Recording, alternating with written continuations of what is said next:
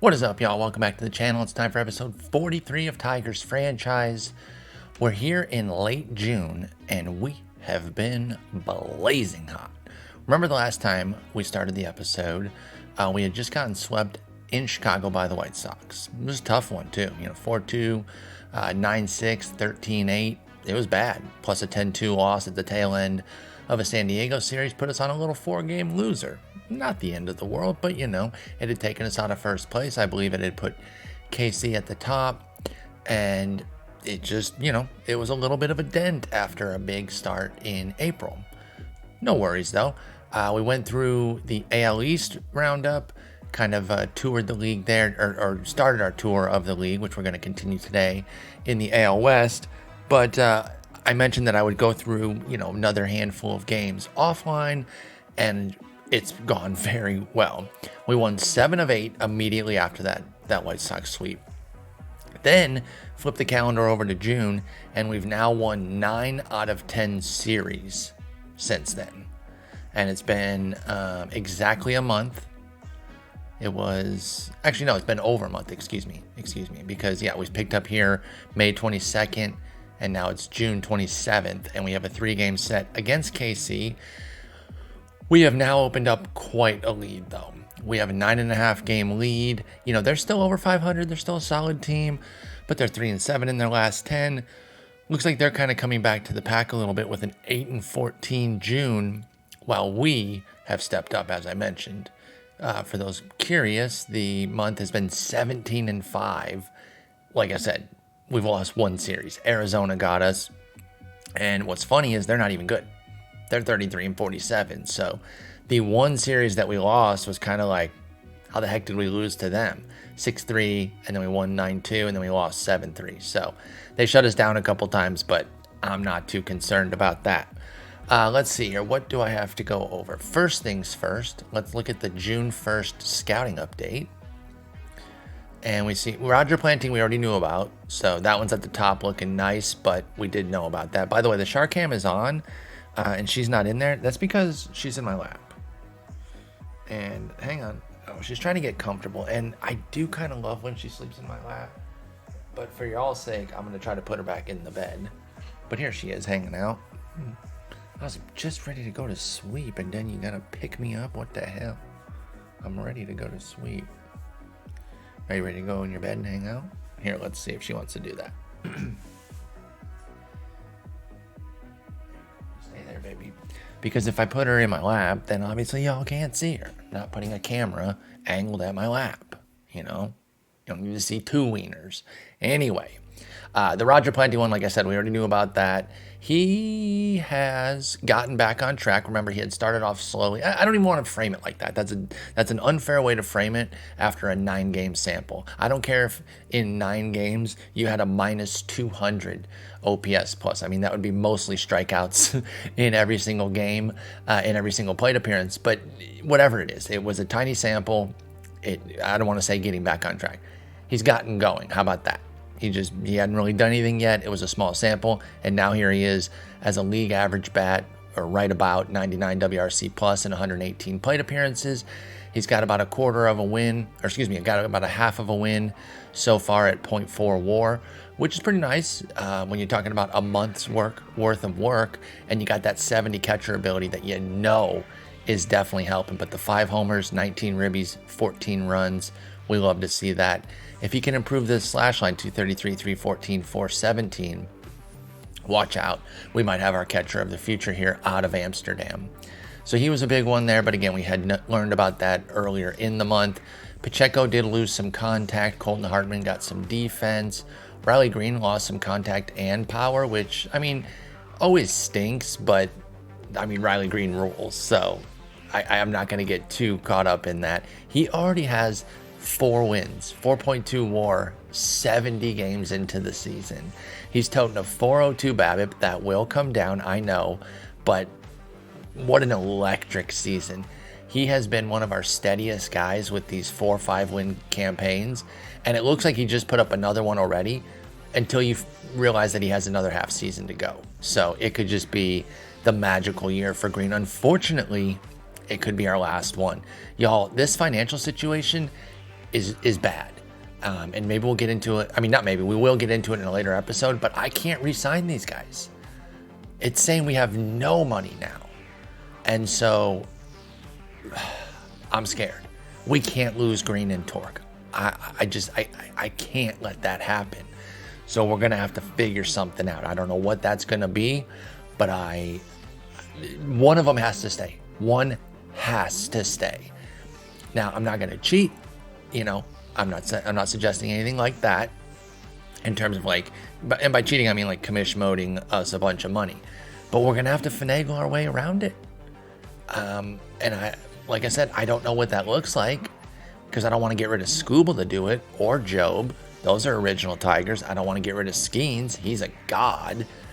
You got Brooks Lee here. He's tough to get rid of.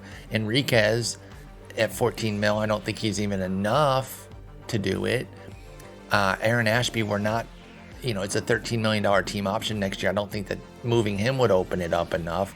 So I just don't know.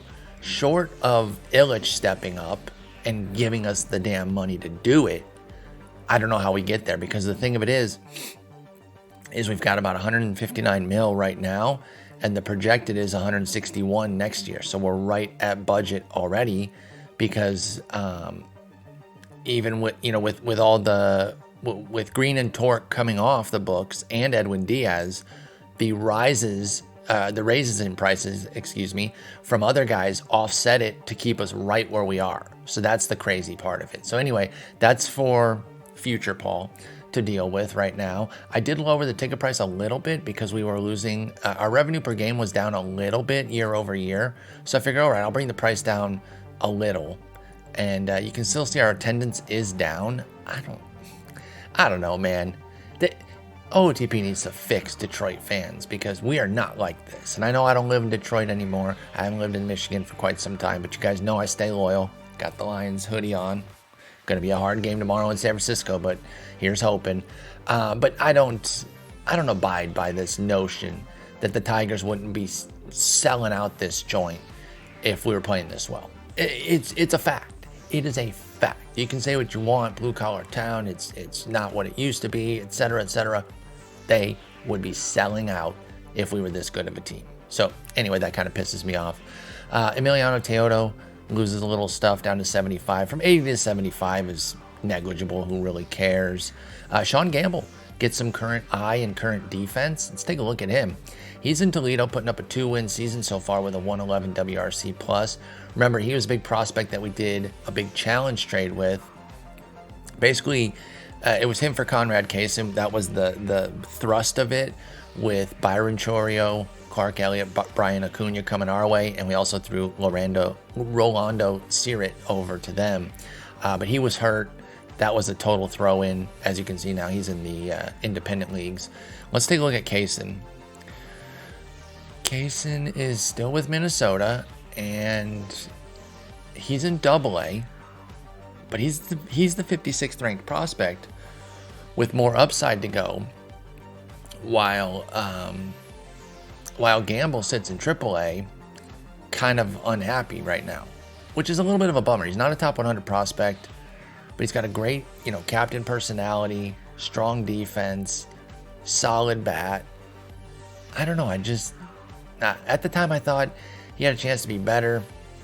I liked the trade because I was also pretty, listen, Elliott was part of the Skeens deal. So I'm not going to say that makes up for this entirely, because first off, he wasn't the linchpin of it. We could have given somebody else. But I will say that gives Gamble a little cushion, that if he doesn't quite pan out to Kaysen's level, we can at least say, hey, Clark Elliott came in, delivered when Riley Green was hurt last year. Remember that. He was good for us. And don't forget, this is misleading. He was like a 120 WRC plus while Green was hurt. And then over the rest of the year, he regressed. But when we needed him most, he stepped up big.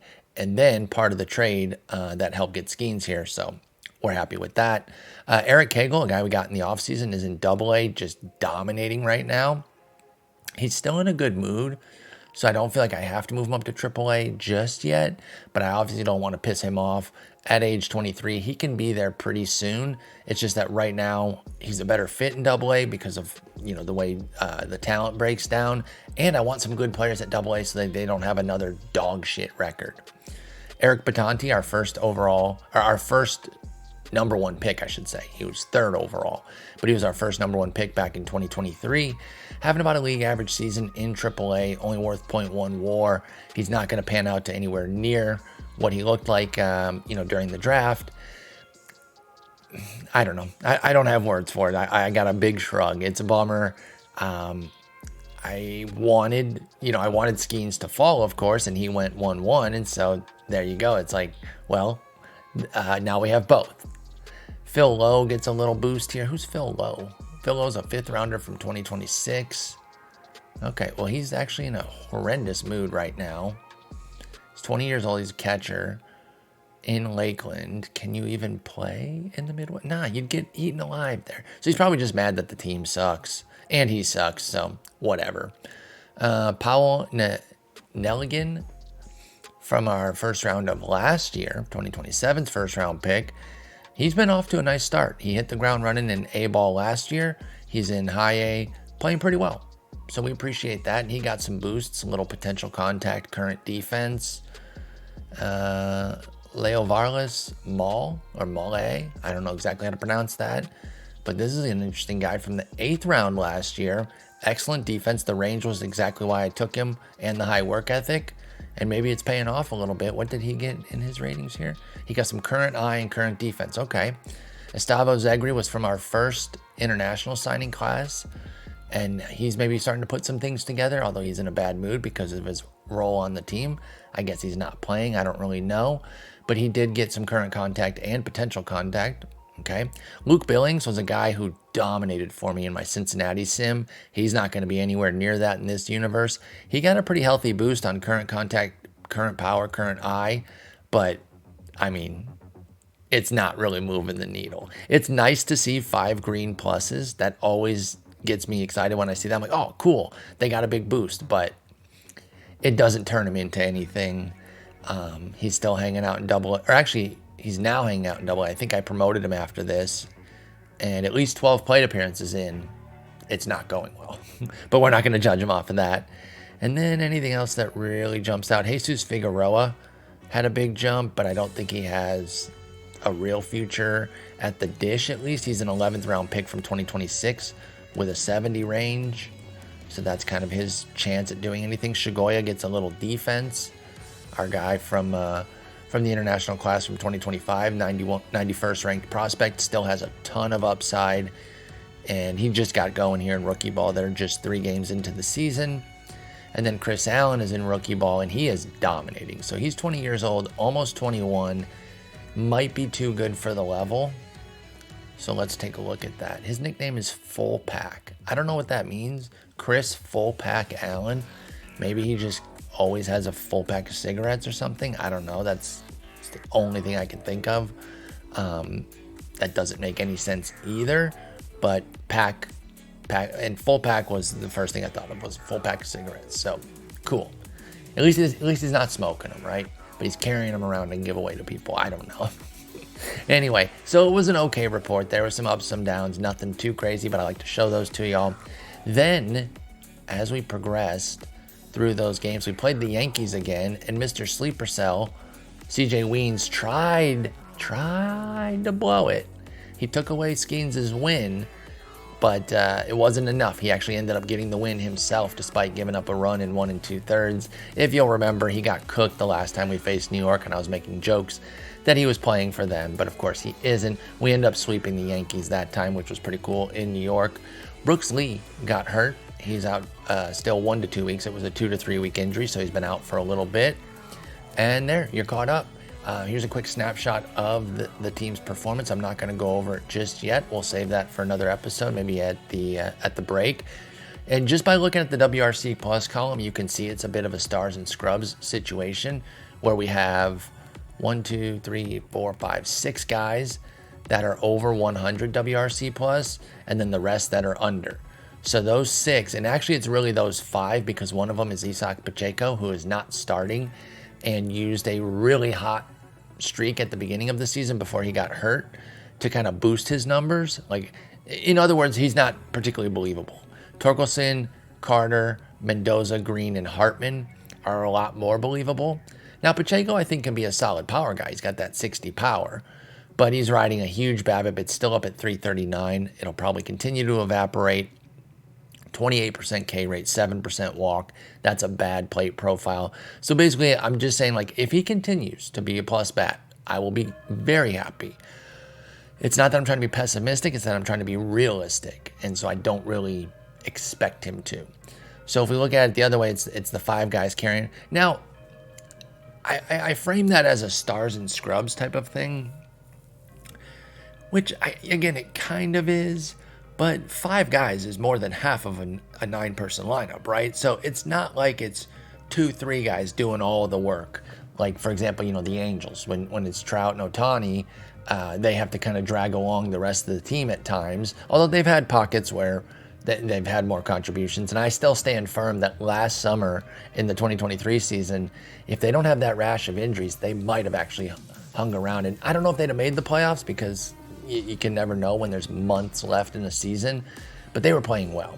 Anyway, I'm pretty happy with where things are going there. Then on the pitching side, the rotation, Skeens, Job, Enriquez have been doing well. Skubal's okay. He's getting back on track. His ERA was over 5 last time we checked. It's at 4.52. Gavin Stone is actually getting better as well, despite the 5.62 ERA. I think the last time we checked in, it was over 6. Let's see here. Yeah, it would have been 6.42 because it was right after the White Sox crushed him. Then he had 2 gems in a row. Actually, call it 3 gems in a row. 5 innings in each of them. 1, and 3 runs. I mean, 5 innings, 3 runs is not a gem. Let me backpedal on that a little bit. So 2 gems, solid. Crushed at Cleveland. Bounces back with a gem at Boston. So the bottom line is 3 gems, a solid one, and a dud since we saw him at a 6.42 ERA. All in all, he's coming along. So I'm not too worried about it. And the bullpen has been mostly excellent. Odena Mosqueda is on the verge of maybe getting waived. He's been really struggling. In fact, I should probably be keeping better tabs on the waiver wire. I haven't been lately. Oh, look, our old friend Nate Pearson. Who did we get for him? We made a big trade where we sold high. Oh, Evan Carter. Duh. We sold high and bought low on Evan Carter. The market, man, just was not treating my man Evan Carter. This is one of my favorite players in real life too. I'm very excited about him with the Rangers, and he's been a steal for us. We absolutely heisted him. Honestly, I just bet on the eye. I don't even want to pretend. And the defense, like, he was always going to have good defense and get on base. And it's like, even if he can't be a stud for us, I'll take him for somebody who's like a swing man at best and probably just a reliever in Nate Pearson. But we were selling high off of a pretty good campaign for him. Back-to-back seasons. I mean, this one was only 24 innings when we had traded for him from Toronto. 24 innings with us, but 36 with them. So yeah, that was 2 full seasons of quality work. And he's 29 years old. And we're like, okay, if that's all it takes is him and Dylan Smith to get Evan Carter, then okay, thank you, Milwaukee. But anyway, Nate Pearson is now on the waiver wire. There are 3 guys here. 2 of them are lefties, but neither really suggests to me that they're going to be better than Mosqueda. So we'll stick with Mosqueda for now. I really was nervous about him because even when I picked him back up off the waiver wire, I saw the gaudy ratios, but it came with an 8% strikeout minus walk. So I was like, is this legit? Is this really? Can we really believe in this? But we had some previous success with him. So I figure he was a 55 when we got him. His stuff is now bumped up to 60. He's got the 35 stamina. I figure we'll give him a shot from the left side. It's not working.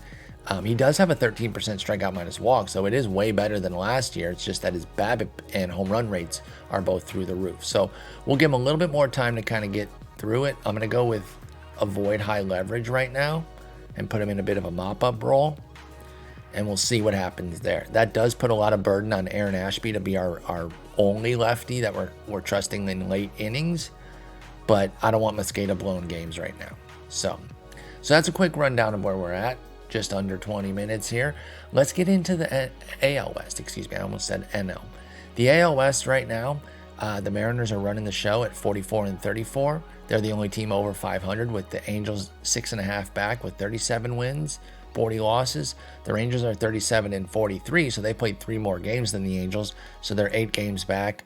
34-46 for the A's, they're 11 games back. 33-45 for the Astros, also 11 games back, essentially tied, even though they have 2 fewer games. So, the Mariners aren't really being challenged out there, but this isn't necessarily a team that's being overly inflated by beating up on bad competition. We've faced them in the playoffs. We know that they're a quality team. It just so happens that the rest of their division is crap, but, don't sleep on them. If we run into them again, I know that it will not be easy. But let's go ahead and start with this ball club. Let's first take a look at their history. And they've been making the playoffs. I mean, they didn't make playoffs the very first year that we did this, 2023, just like in real life, they didn't make it. But then they ran off 4 straight. They won the World Series last year. Oh, yeah, I actually kind of forgot that. I'm like talking them up. Like, no, they're really good, guys. Believe me. As if the World Series doesn't already show that. I had forgotten that they won it just last year. They're led by their pitching, just like in real life right now. You see a bunch of firsts here. I'm looking at 1, 2, 3, 4, 5 firsts, 6 down here, a couple thirds, a fourth. The worst is the 11th, which is their walks, which, okay, I mean, that's not the end of the world. If you're getting a bunch of strikeouts, you're not allowing hits, you're keeping the runs off the board, then you can live with some walks, and that's exactly what's happening here. On the offensive side, they're 6th in batting average, 4th in OBP, but only 11th in slug. So they kind of have to manufacture their runs because they don't really go for the long ball that often. They are tied for 12th in home runs. So, that can probably create some issues at times. But after a little 500 start in April, 14-14, if you count the 2 games in March, then they went 15-12 in May, and then they really got going here in June, where they're 15-8 so far. So let's take a look at the ball club. Alex Lang, former Tiger, out 1 to 2 weeks right now, so he's dealing with injury. But he's still pretty good, 60, 50, 50. They got him from Washington over the winter. And remember, we traded him to Minnesota in the Brooks Lee deal. They released him in season, by the way. That we traded him there the day after Christmas of 2026. They didn't release him until August 8th of 2027. So he basically was there for the full season. A couple weeks later, he signed a 2-year deal with the Nats, and then the Nats traded him for Alvaro Rosario. So a decent little prospect here, a control artist type. Only 18 years old with a 75 potential contact, 65 potential movement. So that's not a bad trade for a reliever. That kind of fits real life there. So we'll see how that goes, but he's nicked up. Sir Anthony Dominguez is nicked, but we don't know what yet. He's on the diagnosis pending, 60, 60, 50. He's actually been really good. He also comes from Washington. What trade was that? For Starlin Aguiar. Yeah, another fair trade here for a reliever. So Washington and Seattle linking up to strengthen their bullpen. And then Alex Mooney's out 4 to 5 weeks. He actually just went out a week ago. So it was a 5 to 6 week injury that is now, but got about a month left. He's a quality player. He looks a lot like our boy Brooks Lee. A lot of green except in the home run power, solid defense. I think Lee's a little bit better, but that's the kind of figure that he cuts. All right, let's get into the team. We are familiar with it, so we don't have to go super deep on them because a lot of these players I'm recognizing from when we played them in the playoffs. But let's go around their lineup and start at catcher, which happens to be their leadoff hitter, a rarity, in Harry Ford. And look at how he's developed. What a monster. Holy Toledo. He's an 80 grade player right now with green all over the place.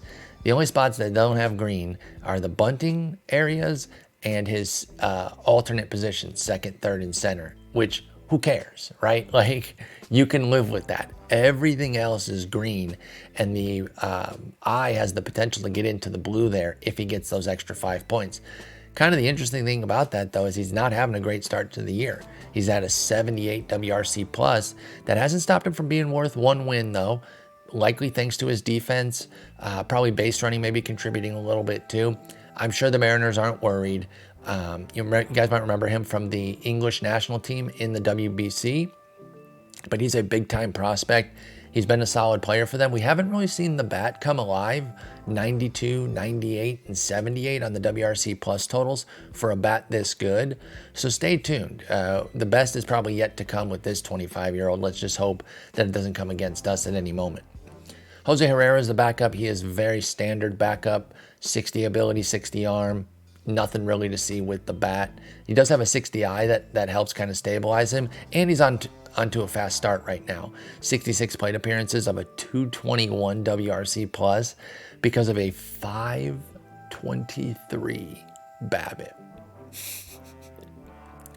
That is obscene, even for 66 plate appearances. That is wild. The 31-year-old journeyman backup catcher, he's kind of pulling up Harry Ford's weight there, right? Like they haven't seen their best out of Ford. Okay, Herrera's covering, and then maybe as he regresses, Ford will rise and kind of mitigate the losses there. They got Yandy Diaz over at first. They had him when we played them in the playoffs. Might have faced Yandy with the Rays in the playoffs too. I can't remember the 2 years that we faced them. If it was 26 and 27 that we faced the Rays, so he wasn't there anymore. Honestly, I don't remember. I'm not going to look it up. But either way, we're familiar with Yandy. We've played him in the playoffs, whether it was with the Rays or the Mariners. He's actually struggling a little bit this year after being pretty quality throughout most of the sim. A nice plus bat, kind of a 2 to 4 win type of guy. He's got a bit of a range. This year it's 87 WRC plus, negative 0.4 WAR, because he doesn't add anything defensively or base running. It all has to come from his bat. So when you're down, below league average with the bat, that's going to drag everything down for Yandy Diaz. He's 36 years old, about to be 37 here in about a month. So it's a little dicey here. You do trust the 65I, 65 avoid K with the 60 contact if you're the Mariners. 274 BABIP should work itself up as time goes. My guess is that they'll stay committed, and they probably should at 23.4 mil. There is a vesting option. And it requires 550 plate appearances. Now, I don't know the computer to play any games on that. I say I don't know because I've never seen it, so I've never looked for it either. And listen, if he has still an 87 or something pretty low in the WRC plus total as you approach, say, at plate appearance 500, is it playing games or is it just being smart, right? Because he's going to be 37 next year. Are you just protecting yourself versus, say, the real life Dodgers, the way they kind of screwed with Kenta Maeda whenever they would move him into the bullpen late in the season for durability issues? He had all these escalators in his contract based on how many innings and starts that he got, that it was pretty clear that they were fudging it. Pitchers, it's easier to do stuff like that because you can say, oh, he's got a tweak, so we got to protect him. But I think they were scamming. But the Mariners might look at making sure that 23.4 for next year doesn't click in. Kyle Manzardo's backing him up. And there you go. You got your replacement right here. He's got to be starting elsewhere. Yeah, okay, he's the starting DH. I was going to say, he's way too good to just be a bench guy, and he's making 11.2 mil. So he's got a 101 WRC plus, about a half win. Also a 272 BABIP. So I do wonder how much of that is their park, which does stifle hitters, and versus how much of it is just kind of slow starts and they're going to kind of get back on track. But he's had, he had a 319 BABIP last year, 295 the year before that. So we'll see. Kyle Manzardo's been a good hitter. I actually expect him to be a pretty good hitter with Cleveland in real life, which is where he was traded for Aaron Savali. But didn't they sign somebody that is going to block him off, or am I dreaming that? Let me check the Guardians real quick. I feel like they brought somebody in. Okay. This doesn't necessarily block him off. It just clutters things a little bit. They Rule 5 Davison De Los Santos from Arizona, who's a big power masher. He's really all or nothing. Kind of a 3 true outcomes. I think he's taken some walks in the... Actually, no, not really. Not really. So he's a 2 true outcomes, homer or strikeout.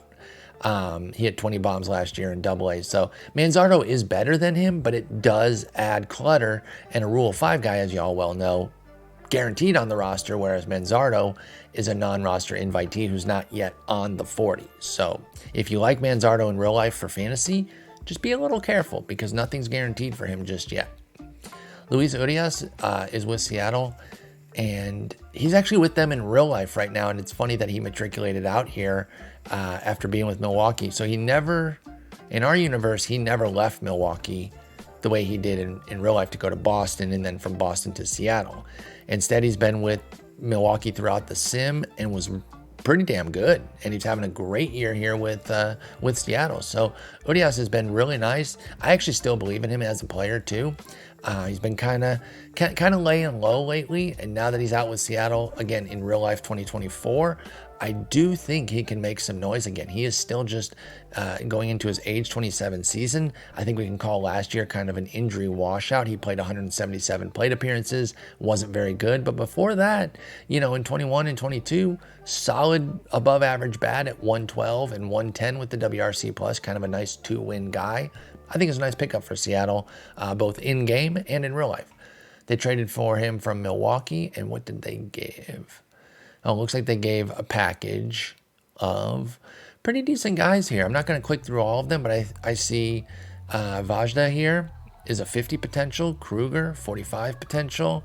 Ben Ezra is the lowest at 35, and then David Maldonado's a 45 potential. So not bad. A little package there of some prospects. Maybe one of them hits. That's all you really need for that to be a good deal. So he's their starting second baseman with Eggy Rosario backing him up. Quality player, 28 years old, doing all right for them this year. 101 WRC plus. I think he was on their team when we faced him in the playoffs, because I remember talking about how I called him E-Guy when I first saw that name on my podcast, and someone very kindly corrected me. They didn't laugh at me for being a doofus, but I was like, E-Guy Rosario. JP Crawford is still at shortstop for them. Now, he had the big breakout in real life 2023.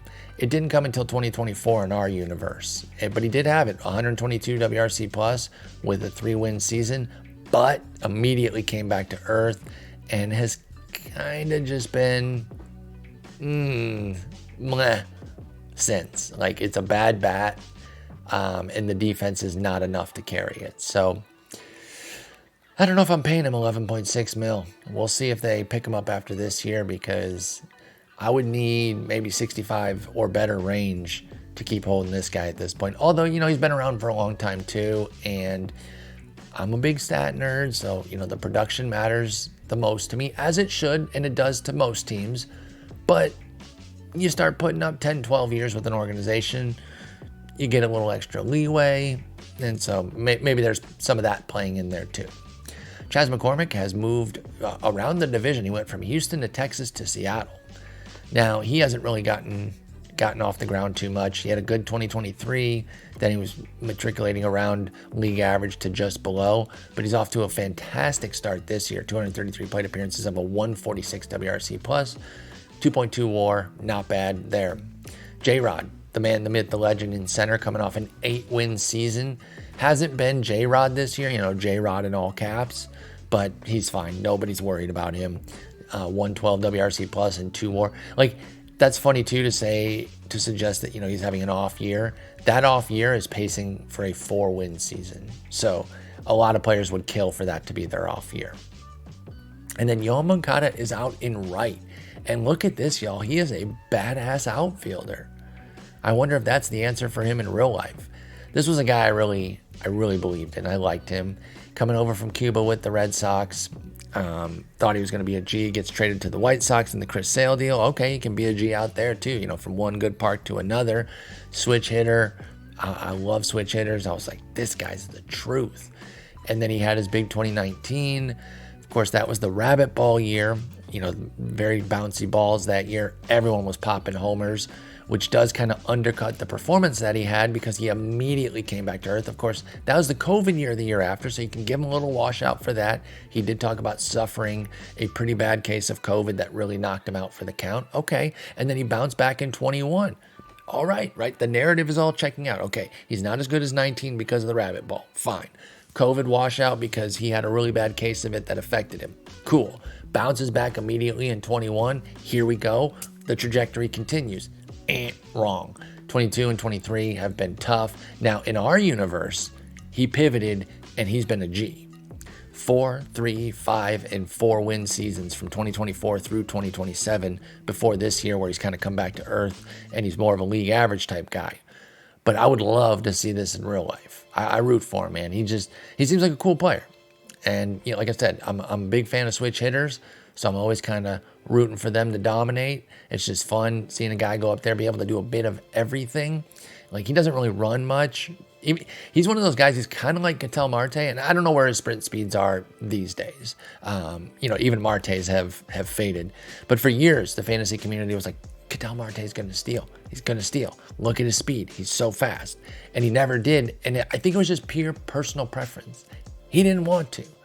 And I think there is some of that with Moncada. He's got a couple double-digit steal seasons in real life, but I just don't think he wants to. Even in our world here, he's, you know, a couple chip-ins. But I think he has the athleticism where if that was a big focus of his, then he could easily steal 20. Of course, in fairness, that's the case for tons of guys because stealing isn't all about speed. Speed is important. It's kind of like velocity for pitching. It increases your margin for error, right? If you're very speedy, but you don't make the best decisions, sometimes your blinding speed can make up for your bad decisions. But if you're a great decision maker, even if you're not that fast, you can rip 15, 20 bags a year, like easily. Look at Freddie Freeman and Paul Goldschmidt as examples. But anyway, he was great with Arizona, Moncada was. He's out here with Seattle, and he's come down a bit, but we'll see. He does have a 365 BABIP, and he's still been below league average. So I don't know. I don't know if he's going to rebound here. We'll see what happens for them. I'm trying to look at home road. Yep, okay. This goes back to my earlier point about the home park maybe eating up some of their guys. Moncada's a 119 on the road, but 67 at home. So he's been worthless at home, excellent on the road, and I wonder if a few of these other guys are suffering that too. In fact, we can look at that in the grand scheme. We'll go by home, sort by WRC plus, and we see Moncada, Crawford, Manzardo down here, and Eggy. Yandy's at 104 at home, okay. Ford 111, and then we'll go road. And then we see, Ford and J-Rod are terrible on the road. Holy crap, same with Yandy, and Crawford's still pretty bad on the road. Wow, so it isn't the home park for some of these guys.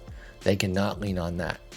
It's that once they leave home, everything just falls apart. Now, I don't think J-Rod's going to continue like that. You can see he's already on a hot streak. So I think the next time we check in on them, you know, at year's end or if we face them in the playoffs, J-Rod's numbers are going to be there. And then Manzardo's their DH, as we saw. Gabriel Gonzalez is a backup, solid backup with a 99 WRC plus. Jonathan Clase, we saw him in the playoffs. He's a big-time speedster, defensive guy.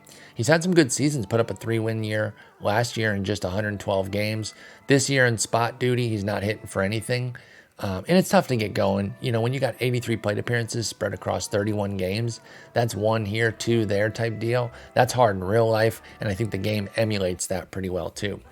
Now, some guys, of course, can still have a great season in that sort of span where they're playing in fits and starts, but a lot of times it's more difficult to sustain quality during something like that.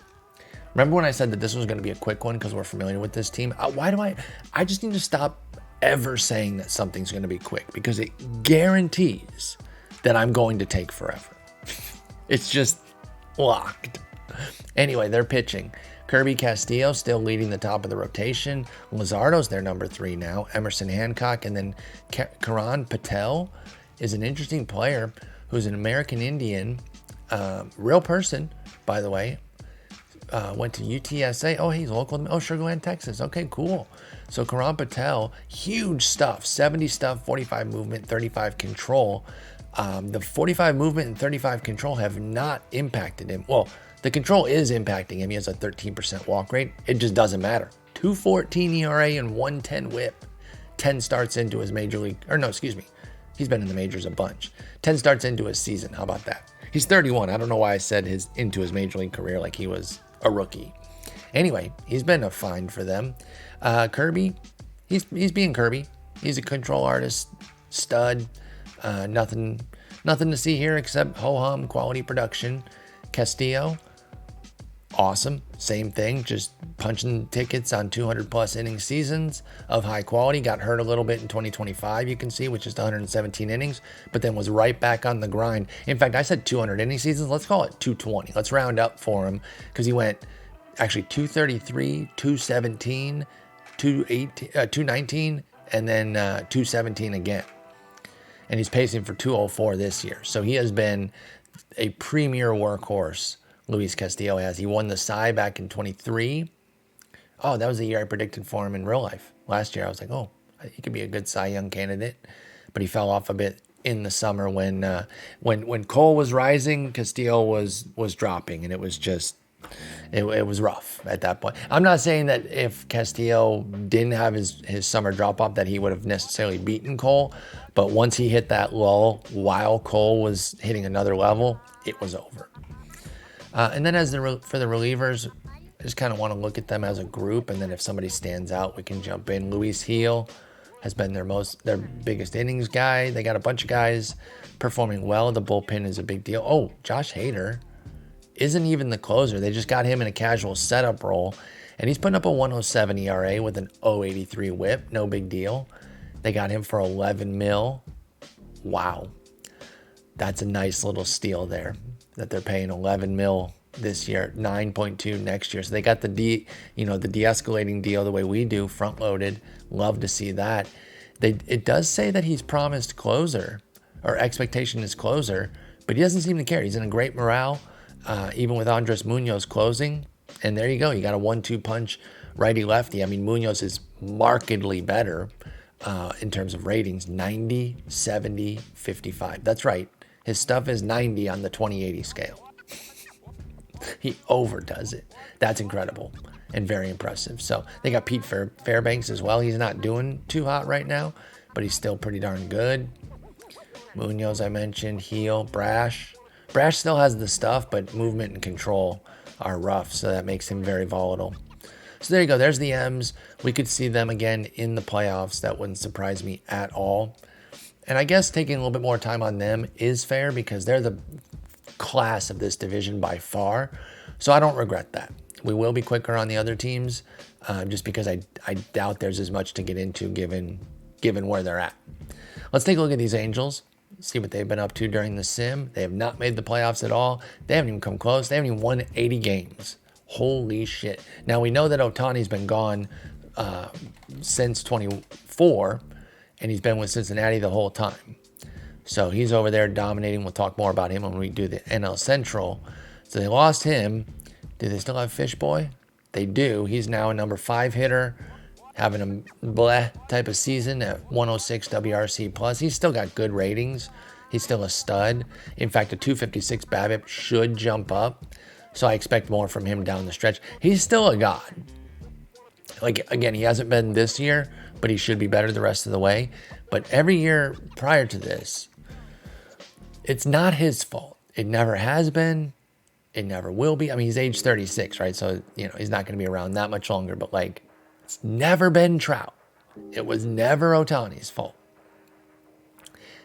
It just shows you how even having to me, the two best players in baseball. You can maybe fit another guy. You want to talk up Judge, you want to talk up Acuna, Betts. I'm here for it. That's fine. You're not going to get much deeper. And because Trout's been hurt and all that. So if he's a little lower on your list, sure. But Ohtani is so far and away the best player in baseball, it's not even funny. So at worst, you got what? Number 1 and number 5, however you want to rank them. They're both mega studs. But in baseball, you need 26. In fact, you need 40, really, right? There's a 40-man roster for a reason, because you're expected to go through about that many players in a given year. And a lot of teams go through even more than that. So you don't even need just a 26. You need extra guys that you can bring up from the minors and cycle through to have real success. And they've been close sometimes, but it just never gets there for them. It's unbelievable. Logan Gilbert, speaking of Seattle, is out here with LA, poor guy. But let's take a look at what they got going on with their lineup. They got Logan O'Hoppe behind the dish, a player I very much like. This catcher ability, I hope that this has faded over the seasons, because it should not be 45 day one. And when OOTP 25 comes out, if he comes in with a 45 ability, then I'm going to manually edit that shit. Because Hoppy is better than that. I think he's a G behind the dish. He does have a huge arm, so they got that right. The arm is better. And he has a solid bat. Struggling a bit this year with a 78 WRC plus. Had a great year last year. He's been up and down offensively, but he does have 225 homer seasons. He's pretty solid. Edgar Caro is his backup, and the only thing he doesn't do well is make consistent contact. But when he does make contact, good things happen with a 60 gap, 55 homer, 60 I, 55 avoid K. But he can't catch either. He's a 45 catcher ability. So they got two 45s behind the dish, which probably explains some of their pitching struggles. You know, you got two guys that don't really help their pitchers all that much. If I were them, I would make one of these guys, at least one. You know, if Hoppy was going to be my starter, because he can bring that thunder, then my backup has to be like a 70 defense ability, I should say. That's just me, though. You guys know I'm obsessed with the catcher ability defense. Jeff McNeil's their first baseman, and he's been pretty good. He's kind of touring around here. He left the Mets after 2026. Actually, in 2026, he went to Seattle. In fact, we faced him in the playoffs. He hit a key 3-run homer that pissed me off. I still remember. And then he came to the Angels after that little half season with the Mariners. Put up a 4-win year last year, but he has not been nearly that good this year. He is also 36, so we'll give him a little bit of a break there. I'm not really holding him to that same standard as last year when he put up 4 wins, and his BABIP was 375. And this is just like real life Jeff McNeil. He needs to run a high BABIP to really deliver because he doesn't bring any power, and he doesn't really walk that often either. So his value comes from base hits. And it's a weird fit at first base, too, with no power. In fact, a lack of power is a big issue for them. They only have 2 guys with double-digit homers. Just to put that in some context, we have 4, including Torkelson at 23, and then 11, 14, 15 for our 3 outfielders. They've got 11 from Joe Adell, who doesn't even start against righties. When the hell does he play then? I don't know. And then 15 from Trout. So that's weird. Kyron Paris over at second can pick it, but isn't hitting very much this year with a 75 WRC plus. He strikes out way too much. He does have high work ethic. He's going to turn 27 later this year in November.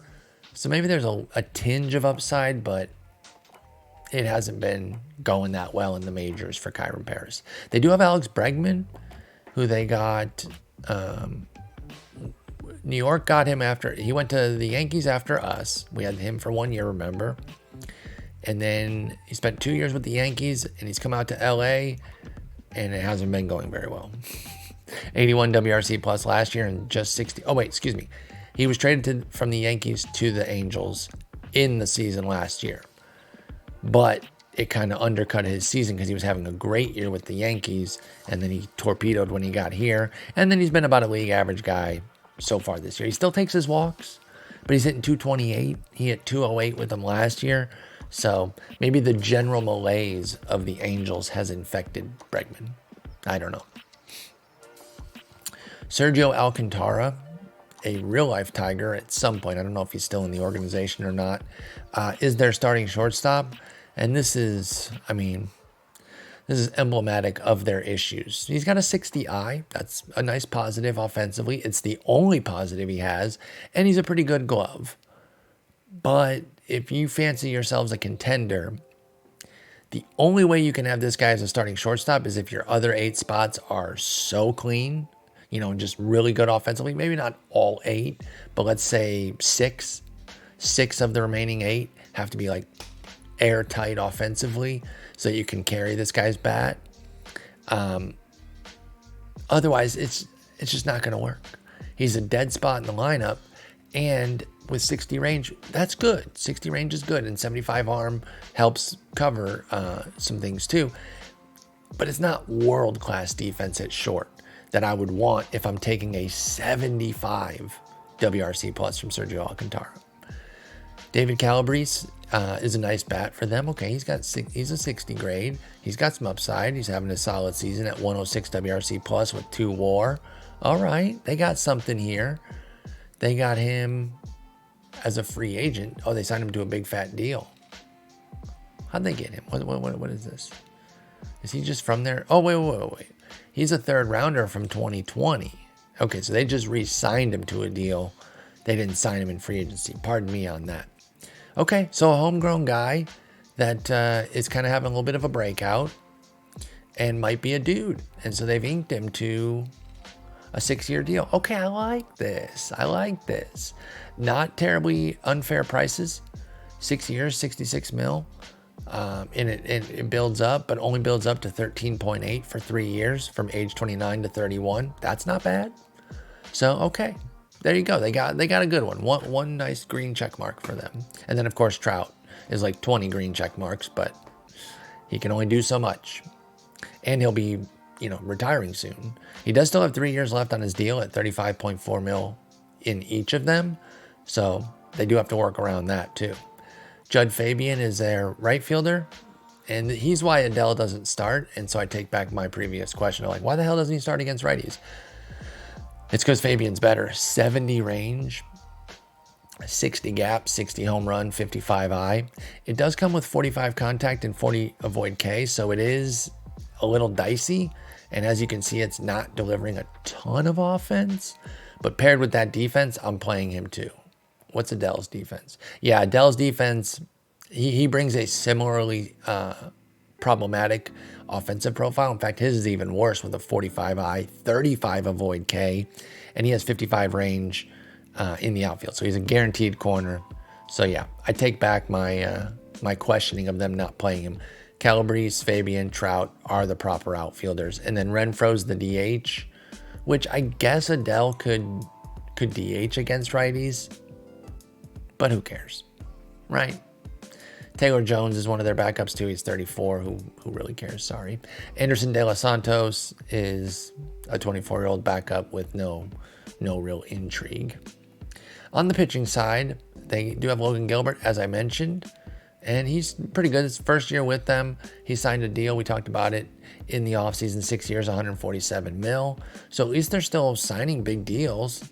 They're not just, sitting on everything saying, oh, it's got to be home. It's got to be Trout and homegrown at this point. They're bringing in some guys, a stud pitcher like Gilbert.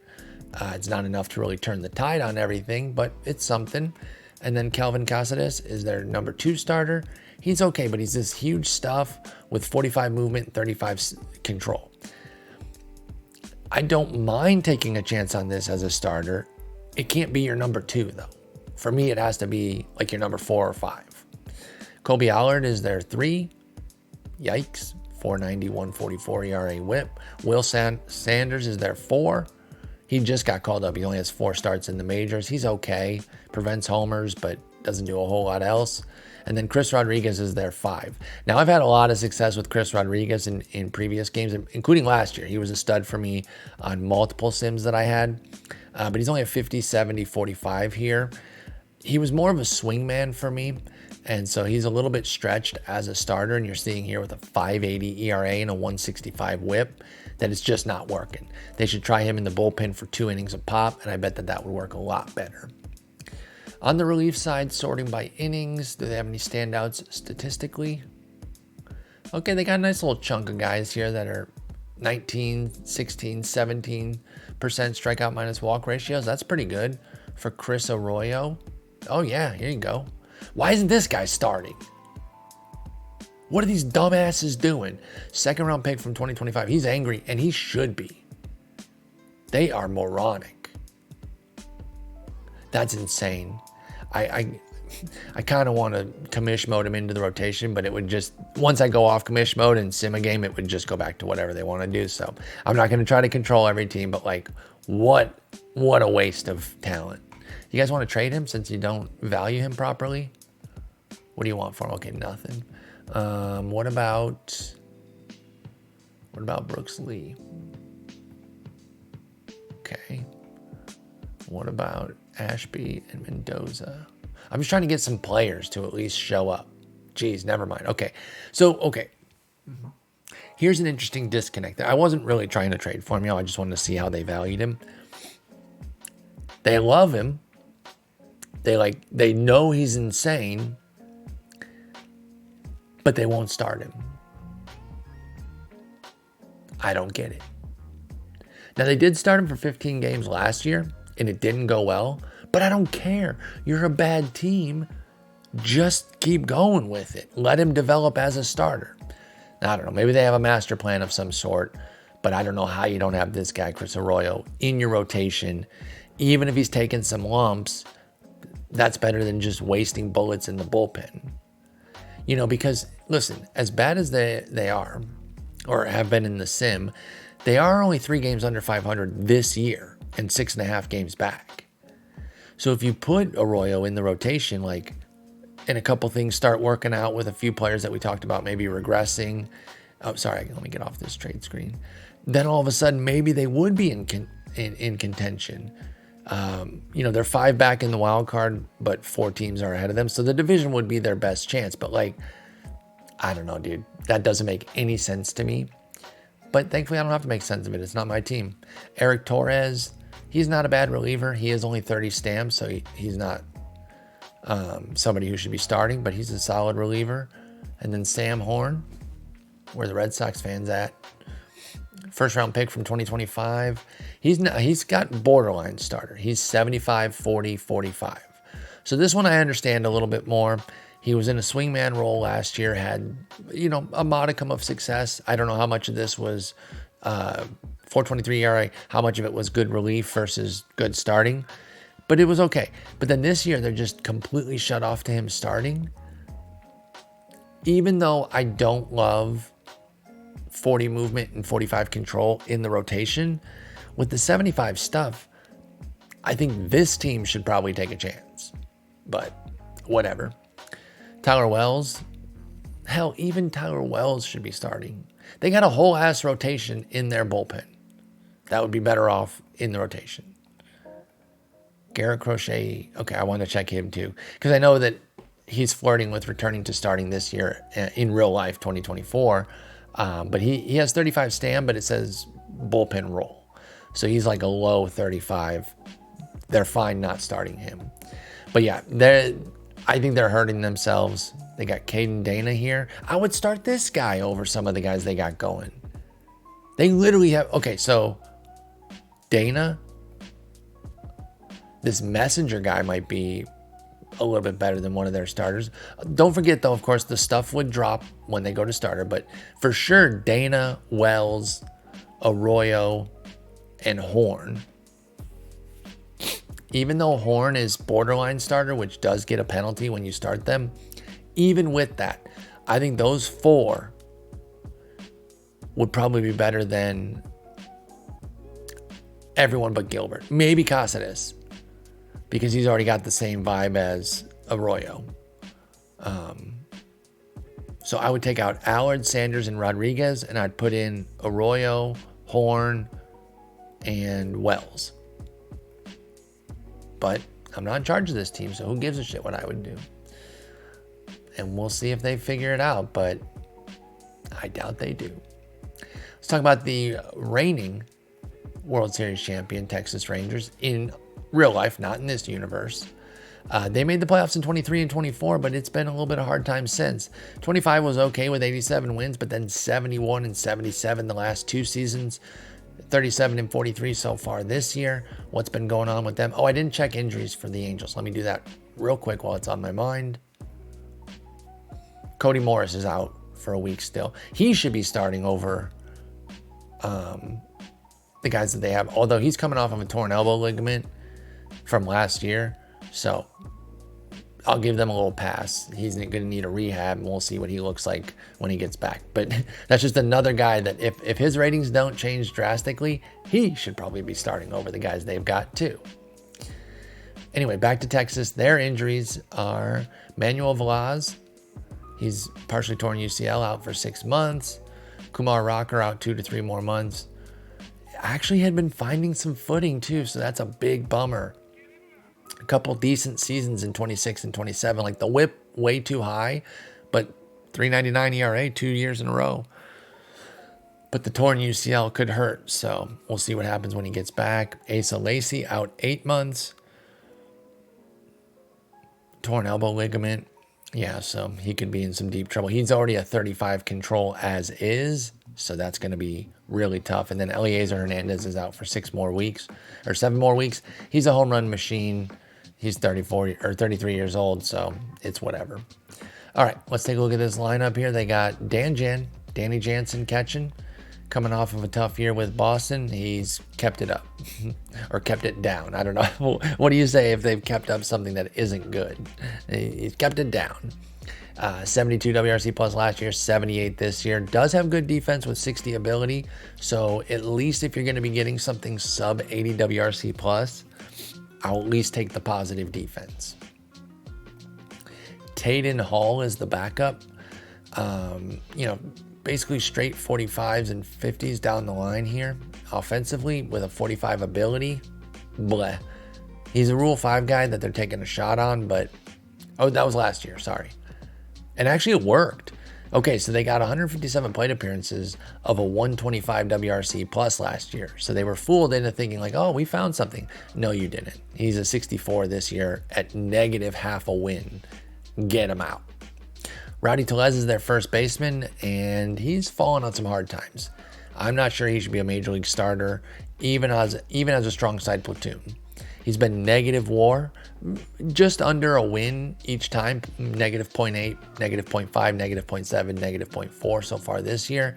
So it's not like overly egregious, and he is hitting for, a few bombs, but I'm trying to be kind. It's bad. I like Rowdy in real life, but no, he should not be even a strong side platoon guy. Dustin Harris is on the other side. Actually, he bats left. Does he play any? Okay, he's the DH.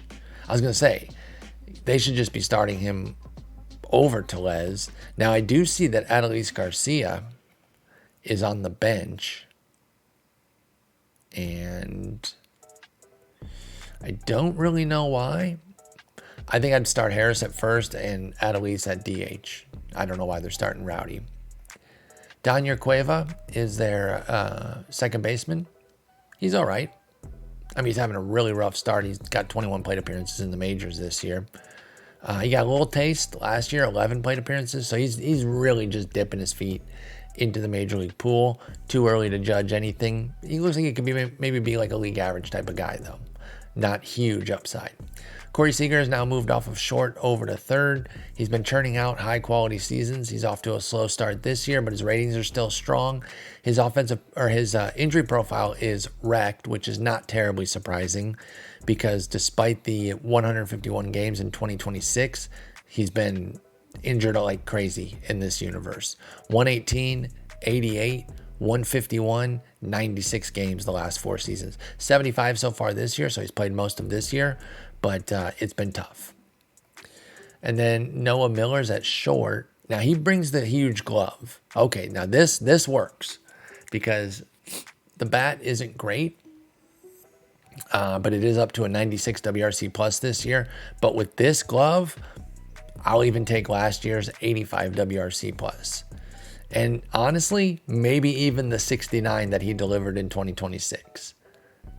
Right? So even that might be okay, all things considered. By the way, I always think of the NPR show when I say all things considered. I can't help it. By the way, I just got a note about computer hard drive space, and I'm hoping that this video isn't just going to stop, but I'm worried that it might, y'all. So I feel like I'm going to try to delete some old stuff here on the fly, but we might be in some trouble. I thought I took care of this. We emptied the recycling bin here. Maybe that'll save us. We'll do it live. All right, we got gigs. We got gigs for days now. Honestly, I say I have like every recording from the Marlins series and from this series on my computer. It's like I have some external hard drives. I could put those on if I really wanted to keep them. I'm not sure what I would need them for. They're on the internet. You know, obviously if like my channel got nuked or something, that would suck, but like they're gettable. So I probably need to switch these off my computer. Anyway, sorry about that little detour. Let's get back to what we're talking about here with Texas. Evan Maldonado is their left fielder, and here we go. 65 home runs, 65 I. That's a good foundation. Now, the rest of it's a little sketchy. 50 contact, 40 gap, 40 avoid K for the 2024 third round pick. But he's coming off of a really nice 3-WAR season. Struggling this year, and that's that volatility of the poor contact, or the medium contact and the poor strikeout issue. But he also has a 220 BABIP. So honestly, I'm going to give him a full pass on BABIP there. Although, actually not a full pass, because when you strike out a ton and you don't make that much contact, you do contribute to it. The 220 of it is some bad luck, but we can't say that it's completely just happening to him. You have to make more contact to give yourself a chance to get a little bit luckier with your BABIP too, right? So he does play a role in it. Now, like let's say some big line drive type hitter, like Luis Ariz, if he's ever running a 220 BABIP, that's almost certainly just really bad luck, because the way he plays, line drives, ground balls, contact for days, his BABIPs are just generally going to run higher because he's giving himself a chance to get lucky. And by get lucky, I'm not trying to say he only gets cheap hits or he's not earning anything, but you do get those few extra hits. And, you know, remember the speech from Bull Durham, right? When he's talking about the difference between a 250 hitter and a 300 is like a hit a week type. So you really only need that extra little bleeder, floater, dying quail each week over the course of a season to really improve your average. So somebody like Evan Maldonado's profile is not necessarily going to get that. Luis Ariz, Ichiro Suzuki, Tony Gwynn, those heavy contact hitter types, they are going to get it. But either way, this is still a nice piece here, 26 years old. You can really build around 65 power and 65 I, especially when he can get up to 70 for both. Doesn't play much defense, probably should move over to first sooner than later. But other than that, not a bad little player. Miguel Blaze is their center fielder, quality defender.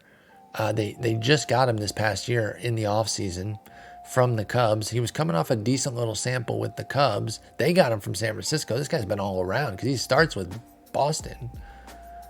So Boston traded him with Jackson Hunk, who's now retired, for Mitch Haniger. Okay.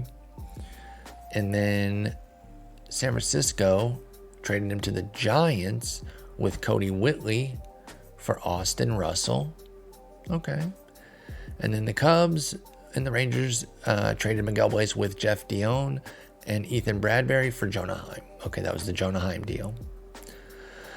Still a little sour about that one. He's now up to 2 WAR, 110 WRC plus. But hey, we got Planting.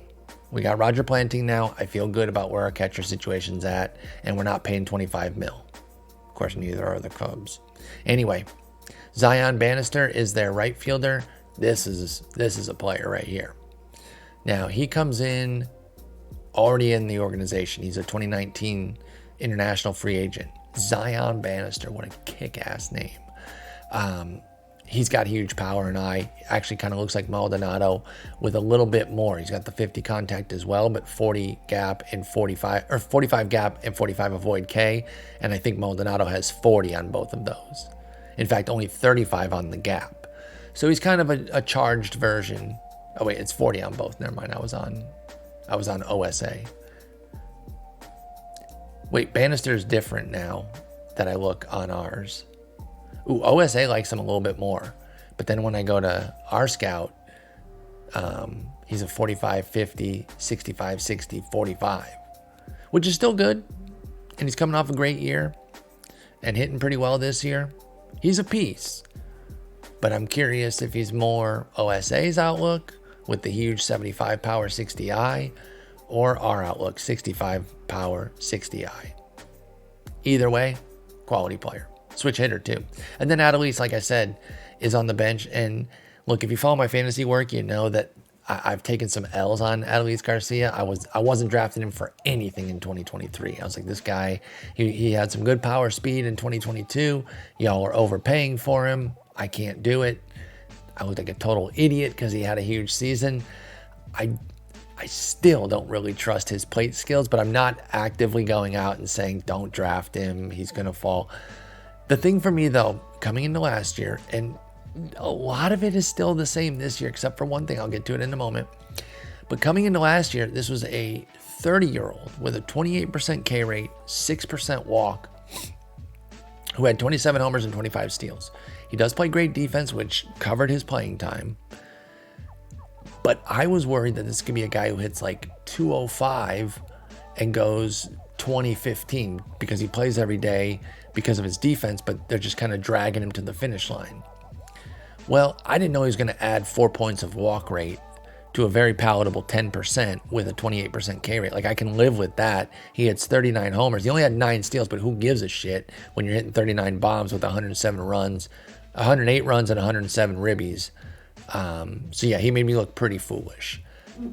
If that, sorry, I'm trying to move my little footrest here.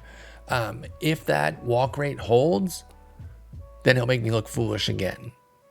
I am kind of betting against it though. I don't learn from my mistakes. No, I'm kind of doubling down against Adelise this year because now his price is even higher and he'll be 31. So just be careful. He's a fun, exciting player though. I love watching him. This is one of those disconnects I have where you can be down on a player's skill set and be nervous about what it could be if it doesn't go right, and still cheer them every step of the way when they do well because it's a joy to watch. I don't really think that that's incongruent personally. Maybe I'm just coping because I took a fat L, but like, I enjoyed watching him be a stud. I've just seen this player type before, right? That strikes out too much, never walks. They can fade quickly. Javier Boyes. Anyway, the pitching for Texas.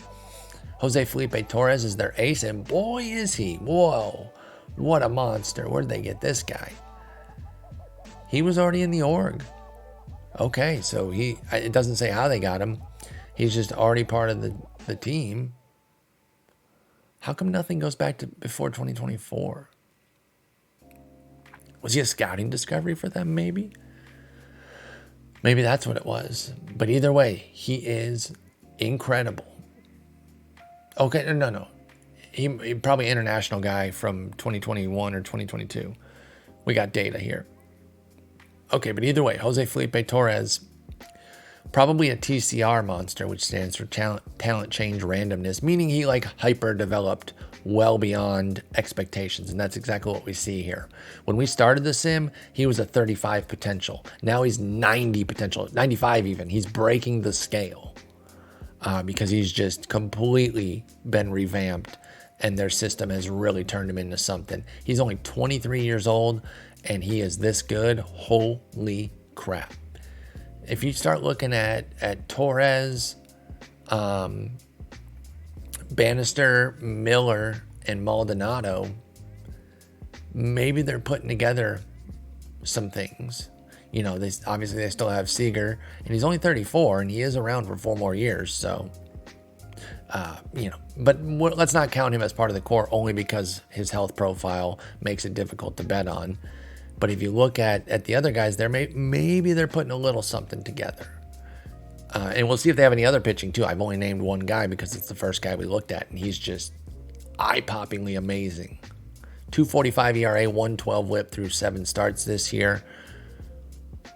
They did start him all of last year. He took his lumps, like a rookie often does. 5.05 ERA, 1.39 WHIP. But he's bounced back. He got better, and boy, he's insane. Logan Webb, standard workhorse. Actually, pardon me. I was going to say standard workhorse profile. No. It's actually been dented. He now has fragile injury proneness because since coming to Texas after the 2024 season, 25, 10, 27 games. And 25 and 27, like those are full-ish seasons, right? It's not Tyler Glass now, no offense, but let's just be honest. But it's also not the 200 plus, 30 plus starts a year that he was in San Francisco. So that's kind of tough. But he is bouncing back this year, 14 starts, 3.16 ERA, 1.16 WHIP. So they got a really nice 1-2 punch. In fact, they got a 1-2-3, Luis Severino. He's gone the other way. His injury proneness is back to normal because he's become a stalwart with the Rangers. He was traded in the 2024 season. He was mostly just an innings eater these last 3 years. with like a mid-4s ERA, which is fine. You know, for 30-plus starts, you can live with that. That is positive value. But this year, he's jumped another level back to, you know, old Severino, 3.06 ERA, 123 whip in 16 starts. And they've still got him for 2 more years after this at 24 mil per. So that's a big deal that they've signed him to. But there you go. They got a nice little 1-2-3 there. Now, Severino and Webb are both past age 30. That doesn't mean they can't be part of their core, though, right? I think sometimes we just think that anybody past 30 is like dead. So we can't include them when we're looking at a core of a team. Sorry, I got my little fantasy draft says I'm going to be on deck here. I would include at least Webb at age 31 and probably Severino because they got him for 2 more years. So they got the 3 starters, the 3 hitters. It's a little something to build around. I'm keeping tabs on Texas here. Owen White's their 4 starter. He's having a really rough year. It looks like home runs are a big part of it and a huge walk rate spike that seems to have come out of nowhere, along with a strikeout rate decline, also kind of out of nowhere. So he's like a steady low 20s with a 6-7% walk rate. This year it's 16 and 12 on the strikeout walk. That's pretty tough. And then Nathan Eovaldi, the wrecked injury proneness 38-year-old, he's just grinding it out, you know, not walking guys, trying to leverage control into some success. That's the best that we can say about that. And then looking at the bullpen, sort by innings, they don't have a ton going on. From the skill standpoint, Mark Church is the best, but he's got a big movement issue and 2.6 homer per 9. So even his 24% strikeout minus walk can only be so enticing to me when you have 2.6 homers. Sorry. But then from a skill standpoint, Huascar Ynoa is the only guy over 50 rating, and his skills suck. So bullpen is a big reason why they suck. If they were able to find some bullpen, they might actually be sneaky decent. As I mentioned with the Angels, they're not so far behind that they should just pack it in. I think the Rangers might even have a better outlook because at least they're using their best pitchers in the rotation. I don't know exactly what they could do to necessarily push, or even if you necessarily want to against the reigning World Series champs in Seattle. But they're kind of a sneaky 37 and 43, meaning if we run up against them, I'll be like, okay, I'm going to give them the attention they deserve. I'm not just going to take them lightly. Travis Bazzana here is 5th ranked second baseman. Where was he, though? Oh, he's suspended. Okay, he's a superstar. Okay, include him in the core. 25-year-old from Oregon State. He's a monster. So that's another good player they've got. I'm telling you, I think Texas might be on the rise. Texas rises again. They're kind of sneaky D's. And if they got some things rolling the right way, I could even see them maybe competing for something this year. I'll keep tabs on them. Oakland. Do I have to cover Oakland? Do I? Okay, it's not like real life Oakland where, well, actually, it might be. Do we still hate the owner? It is still John Fisher, so yeah, we do. Anyway, they're hitting. They're running 3 catchers. Of course, they have Tyler Soderstrom, who's not a catcher. They shouldn't even enlist him as a catcher. His position should be DH, but he is hitting 129 WRC plus with 19 bombs already. He's actually having a hell of a season. But their actual catchers are Cade Hunter. He's only got 45 ability and no real bat. Don't know why he's the starter. And then Ronaldo Hernandez, 50 ability, no real bat. I guess that's why Cade Hunter's the starter, because they just don't really have much.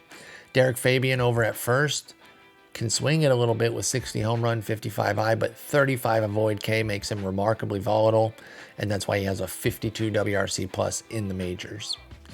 Michael Arroyo is their second baseman. He's about as bland as it gets. He's a 50, just kind of solid if unspectacular. Brett Harris is their third baseman. He's 30 years old. Decent, kind of another standard 50 type. Toting a 102 WRC plus. It's like solid but unspectacular, especially at age 30. Tim Anderson is their starting shortstop, and he's okay. He's actually been here. This is his second year. He put up a 2-win season in 112 games last year. He's got fragile injury proneness. 53 games this year, 98 WRC plus, 1.3 WAR. So pacing for another 2-something type season. Good defender at least. High work ethic, fan fave. There's positives, but definitely not someone you're building around anymore. Reed Trimble is their left fielder. Got a nice bat, decent glove, quality player. Definitely part of their core. 28 years old, so, they got to kind of do something soon to still get some of that goodness out of him while they have him in the core. It seems like a late call-up, though. Yeah, why is this his rookie year at age 27? Is he a late bloomer? Okay, yeah, there you go. I love this. It's those little, he did have some jumps here earlier in the sim, but this is a little Jose Bautista type vibe. Not a 1-to-1, like he doesn't have 80 grade power, but September 2027, big jump. March 2028, another solid jump. And so in that time, he's taken himself from like a 45-50 grade type player up to a 60-65. So that explains why he's just getting his major league career going. Will Taylor in center, solid 65 range, good speed profile, solid plate skills, but only a 58 WRC plus. Like he just doesn't strike the ball well enough, especially for a 2024 first rounder. It's looking more like a fourth outfielder type right now that they have to start. And then Diego Castillo, no, not that one, not the reliever. This is a 30-year-old outfielder who's decent. Got again, Brooks Lee type hitting profile where it's the 2 green, a low home run power, and then another 2 green. That shape just instantly reminds me of Brooks Lee. 2 green, low home run, 2 green. With a mediocre glove in left. He's a utility guy, but he's that hide him somewhere utility type. And he's also 30. So not a bad player, but can they really build around him at age 30? Geloff, by the way, is a backup. We saw him have that huge run here in 2023 to close the year. We don't know how good he is coming into 2024 for real life. In this universe, he really hasn't ever gotten off the ground. He got a bunch of playing time last year. It did not go well, so he's been relegated to backup duty, and he's just not really developing. I talked about Soderstrom as their DH. Christian Encarnacion Strand is another backup that they have. They just got him this year from Cleveland. Frankly, they should be playing him more. He's got 60 homer, 60 gap. Let him play. Let him play. Pitching-wise, Jackson Wolf is their, I almost said ace. He's their number 1 starter. He's not an ace. He's actually had some ace-like seasons, though. He led the league in ERA and WHIP back in 2026. So, you know what? You got a season like that on your ledger. That doesn't mean you are an ace, but I'll at least give him the ace tag for Oakland. He's Oakland's ace. And you guys know I like to talk about that difference between number 1 versus ace. In truth, he really is just a number 1. Aces, there's 7 in the game at any given moment. Bona fide, game 7 type guys. JT Quinn looks like a stud. He's 24 years old. Definitely looks like someone they should be able to build around. Had a solid 30 starts last year, but he's fallen flat on his face this year, and I don't really understand it.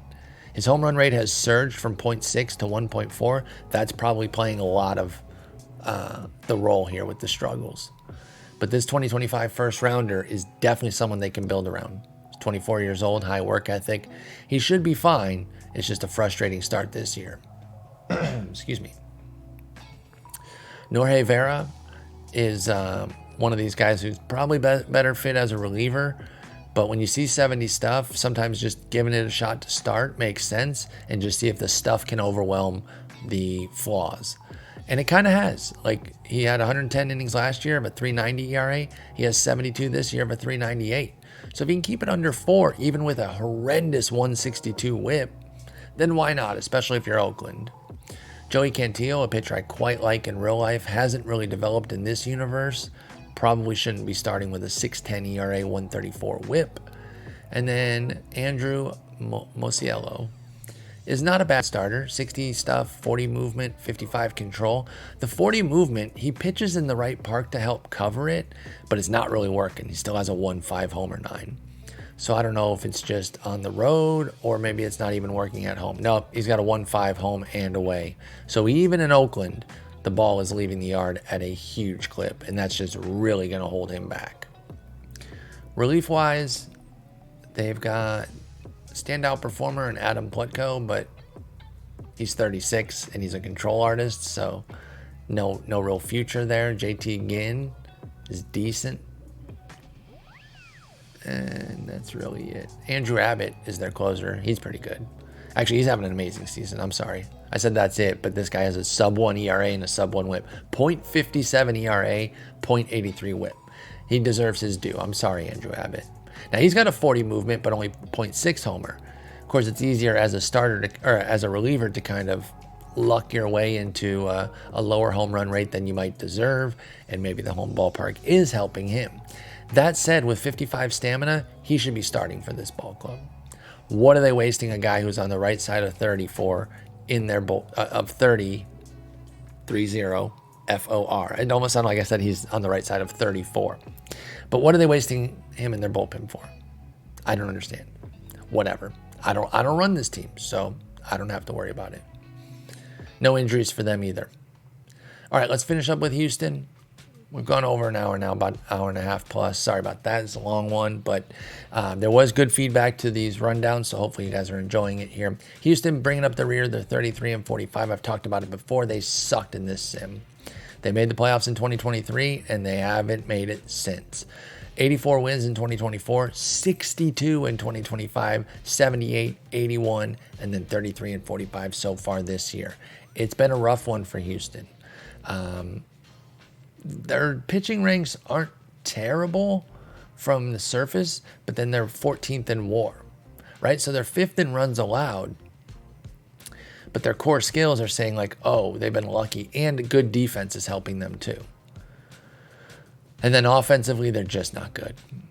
They pop a few homers, they're 7th, but that's it. Let's look at their offense here.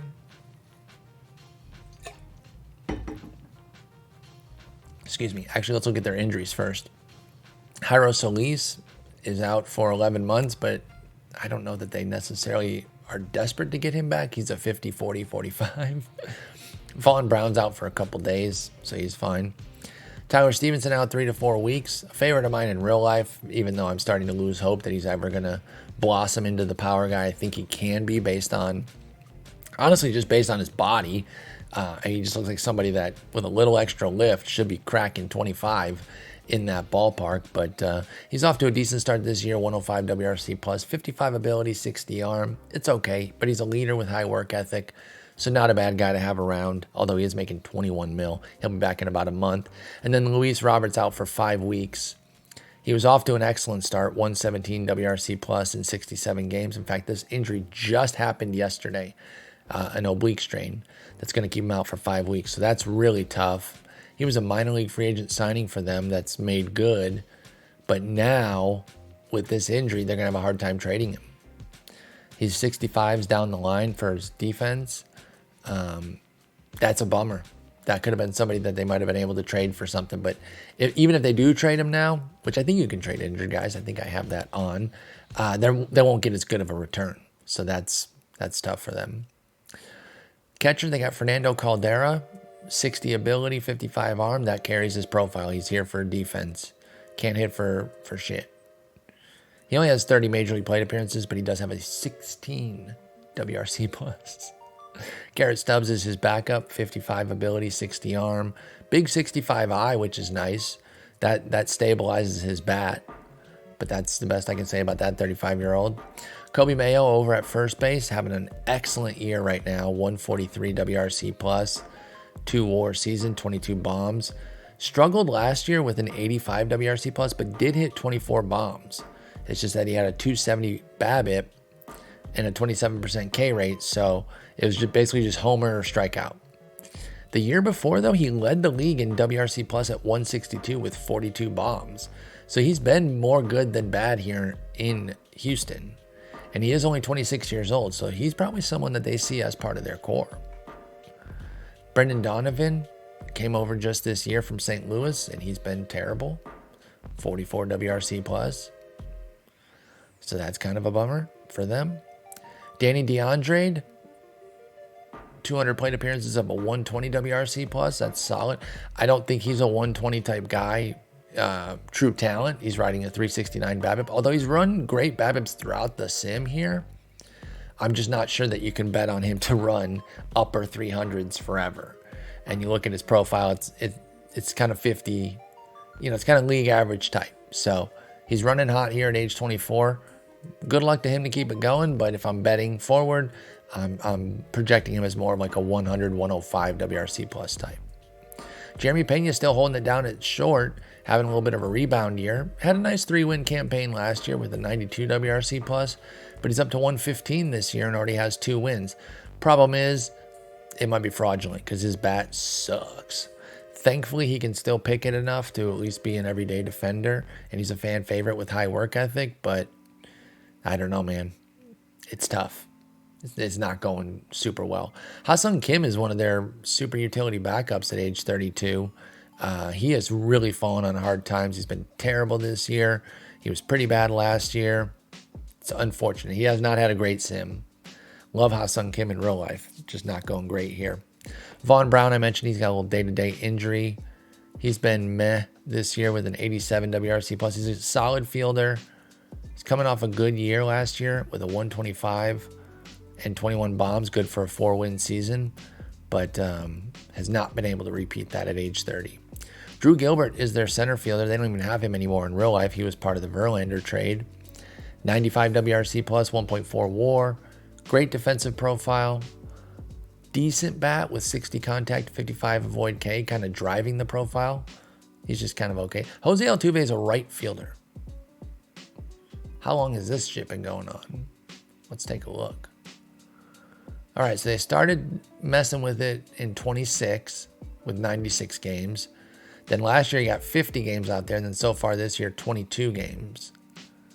Is he platooning or has he been hurt?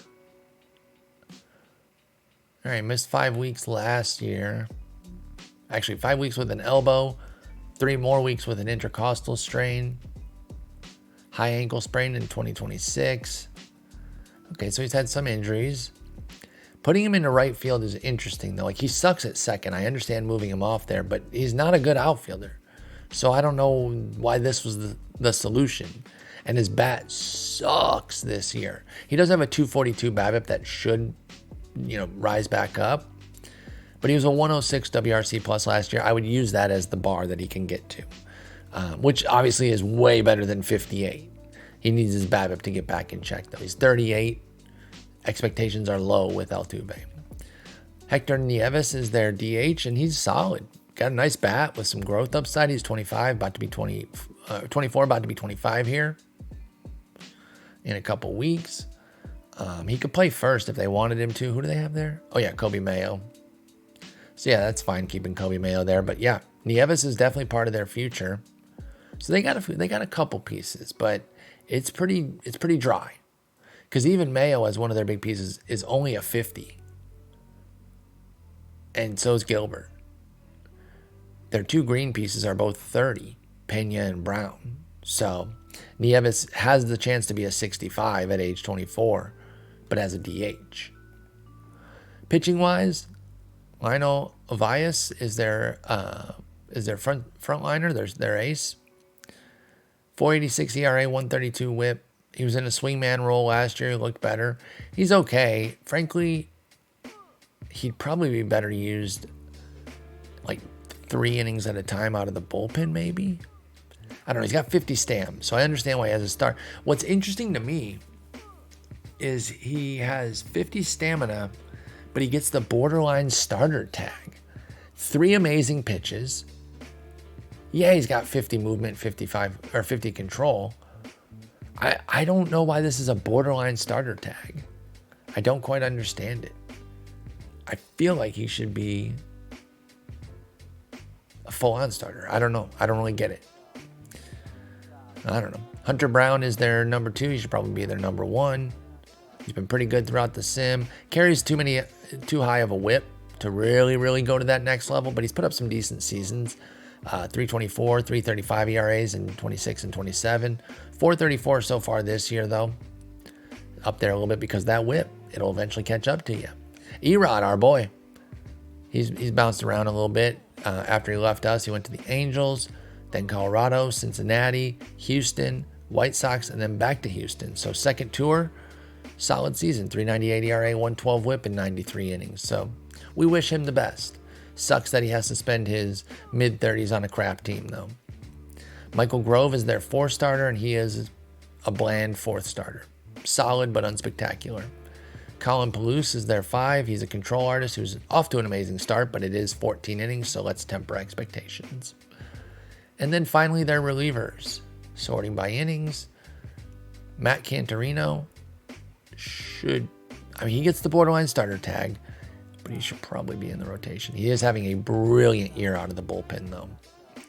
I've seen him pan out in other sims.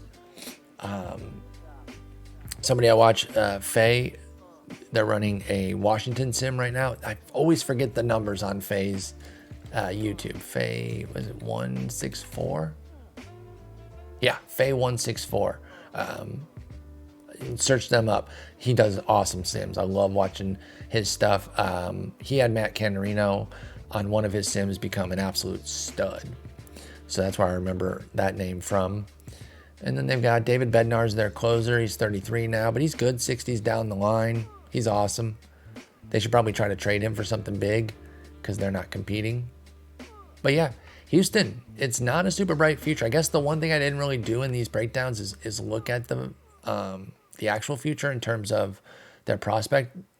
But then these would have been like 3 hours. Come on, you guys know I would have been going way crazy on that. And this was already over an hour and a half. So super long one here. We got through the NL West, or AL West. Also gave you an update on where we are. We'll come back next episode. I think if I'm going to do a team review, then I probably have to do the draft offline and report the draft to y'all as opposed to go through it. And so that's the trade-off here. If you really like draft episodes, let me know in the comments and I'll go through the draft process in the 2029 season. But I think this year, since we're doing these team reviews and there's been some positivity about them, that I'm just going to open the show with, here's who we got in the draft. Unless some other big news like prevents me from even getting to that point, it's going to be, here's who we got in the draft. Boom, let's look at the NL West. That way it's not a 5-hour episode. But anyway, thank you all so much for watching. I really appreciate it. Go Lions tomorrow. Here's hoping. I know I'm giving my Longhorns, but here's hoping that they can come through. If they go to the Super Bowl, y'all, I don't even know how to react. I can't even think about that right now. But y'all have a good one. Thank you so much for watching. Hit a like, hit a subscribe. Peace.